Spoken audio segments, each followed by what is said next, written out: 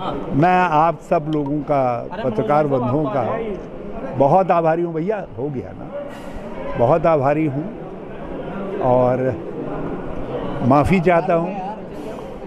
गढ़मुक्तेश्वर में बड़ा ज़बरदस्त जाम लगने की वजह से करीब 2.5 घंटा हम नीचे हसनपुर वाले एरिया से कट करके आए, तब पहुँच पाए। मैं एक तो आपसे बात करना चाहता था। कल हम लोग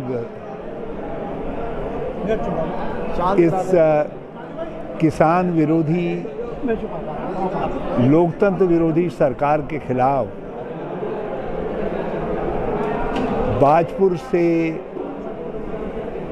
हमने नाम रखा था बाजपुर से सीतापुर तक। उस समय सीतापुर में प्रियंका जी को अनलॉफुली, अवैधानिक तरीके से डिटेन करके रखा हुआ था। उसके विरोध में हम लोग सीतापुर तक मार्च करने वाले थे। अब हमने उस मार्च को सीतापुर के बजाय हम लखीमपुर खीरी जा रहे हैं और पहले हमारी मांग थी कि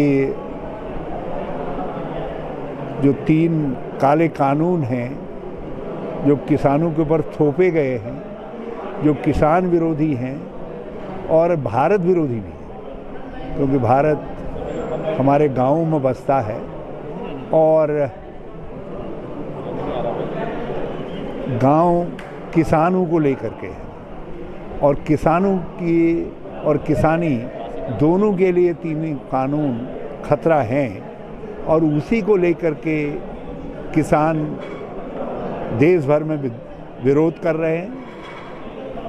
लखीमपुर खीरी में भी विरोध कर रहे थे और विरोध को ख़त्म करने के लिए, दबाने के लिए किसानों को कुचल करके मारा गया, हत्या की गई। तो उस सुनियोजित हत्या में जो संलिप्त है, माननीय केंद्रीय राज्य मंत्री के पुत्र, और षड्यंत्र में धमकी देने में केंद्रीय राज्य मंत्री भी सम्मिलित हैं, जिन्होंने खुद कहा कि तुमको हम सबक सिखाएंगे।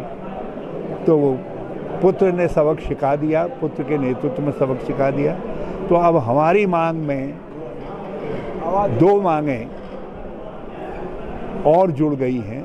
जो अभी तक हम 3 काले कानून वापस लो कहते थे, अब उसमें केंद्रीय गृह राज्य मंत्री को बर्खास्त किया जाए और किसानों के हत्यारों को गिरफ्तार किया जाए। और लोकतंत्र उत्तर प्रदेश में भी खतरे में है और उत्तराखंड में भी खतरे में है और लोकतंत्र को बहाल किया जाए। अब हमने इस मार्च का उद्देश्य लोकतंत्र बचाना और खेती और किसान को बचाना है। सर, आंदोलन को दबाने के लिए हम बाजपुर से सीतापुर के बजाय अब हम बाजपुर से लखीमपुर खीरी जाए।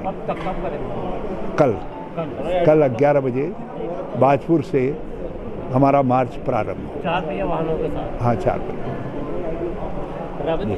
अब आप कहिए, आप कुछ कहिए। मैं ये कह रहा था सर, आंदोलन, किसानों के आंदोलन को दबाने के लिए और किसी तरीके का उत्तराखंड के अंदर कोई उग्र ना हो, उसके लिए जो है केंद्र राज्य सरकार के द्वारा रासुका जो राष्ट्रीय सुरक्षा कानून, देखिए, ये बहुत ही दुर्भाग्यजनक है कि राज्य सरकार ने उत्तराखंड में रासुका लगाई है।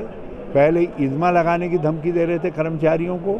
अब कर्मचारी आंदोलन, जिसमें विद्युत कर्मचारी भी सम्मिलित हैं, दूसरे कर्मचारी भी सम्मिलित हैं, राजनीतिक दल सम्मिलित हैं, सामाजिक संगठन सम्मिलित हैं, जो आंदोलनरत हैं, उन सब की आवाज़ को दबाने के लिए जो है राज्य में रासुका लगाई गई है।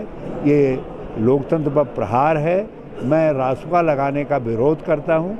इसके विरोध में मैंने उपवास भी रखा है और मैंने आह्वान किया सब कांग्रेसजनों का, जो जहाँ जहाँ हैं अपने तरीके से उपवास रख करके या दूसरे माध्यमों से रासुका लगाने का विरोध करें, क्योंकि ये लोकतंत्र की हत्या की दिशा में जो है एक बड़ा कदम है, लोकतांत्रिक अधिकारों की हत्या की दिशा में बड़ा कदम है। ये इस पर क्लियर होगी ना मेरी बात। दो बातें और कहनी है। एक, अभी धान के इन्होंने क्रय केंद्र नहीं खोले हैं, जबकि धान की कटाई शुरू हो गई है। सरकार कह तो रही है कि एक दाना धान का खरीदेंगे, इनका रिकॉर्ड अच्छा नहीं है खरीद के विषय में, इसलिए हमको डर है। और ये धान के क्रय केंद्र राज्य भर में अविलंब खोले जाएं, सभी क्षेत्रों में खोले जाएं। और गन्ने का खरीद मूल्य घोषित किया है। किसान बहुत चिंतित है। सभी राज्यों में गन्ने का खरीद मूल्य घोषित हो चुका है। पंजाब ने 365 रुपया गन्ने का खरीद मूल्य दिया है। तो हम चाहते हैं कि राज्य सरकार भी, उत्तराखंड सरकार भी गन्ने का खरीद मूल्य अविलंब घोषित करे।